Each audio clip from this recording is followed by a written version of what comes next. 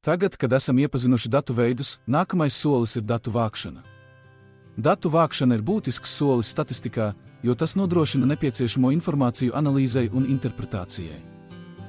Lai nodrošinātu precīzus un uzticamus rezultātus, ir svarīgi izvēlēties piemērotas datu vākšanas metodes.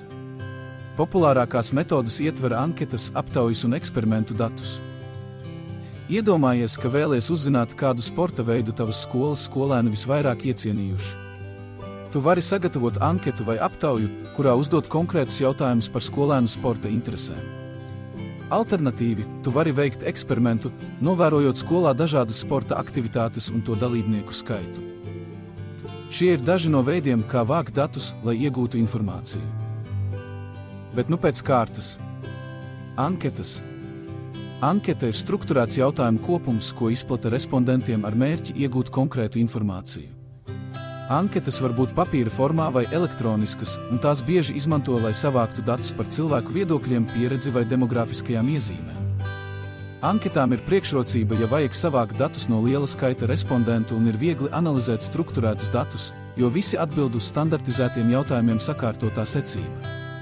Pie trūkumiem jāmin iespējami zems atbildes sniegušo skaits, kā arī iespēja, ka atbildes būs nepatiesas, nesaprotot jautājumu vai vēloties izlikties labākam nekā ir patiesībā.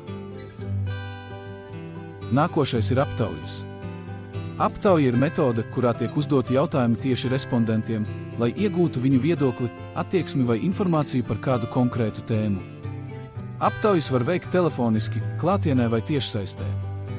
Aptaujām ir nepārprotama priekšrocība dziļākas izpratnes iegūšanai par respondentiem un iespējai precizēt uzdoto jautājumu formulējumu un uzdot papildu jautājumus. Tomēr tā ir laika un resursu ietilpīga metode, kā arī ir iespējama paša intervētāja ietekme uz respondentu, intervējamo atbildēm. Savukārt eksperimenti ietver kontrolētas vides izveidi, kurā tiek novērots, kā mainīgie ietekmē rezultātus. Eksperimentu dati ir ļoti vērtīgi, jo tie ļauj noteikt cēloņsakarības starp mainīgajiem, ieklausies, ļauj noteikt cēloņsakarības starp mainīgajiem, skan ļoti matemātiski, vai ne? Pie priekšrocībām jāpieskaita augsta datu precizitāte un uzticamība, kā arī iespēja kontrolēt un mainīt eksperimenta apstākļus, ja ir konstatēti trūkumi eksperimenta nosacījumos. Šī ir laika un resursu ietilpīga metode un prasa no eksperimentu veicējiem labu izpētes objekta pārzināšanu, pretēji var būt grūti izveidot vai izvēlēties piemērotus eksperimenta apstākļus.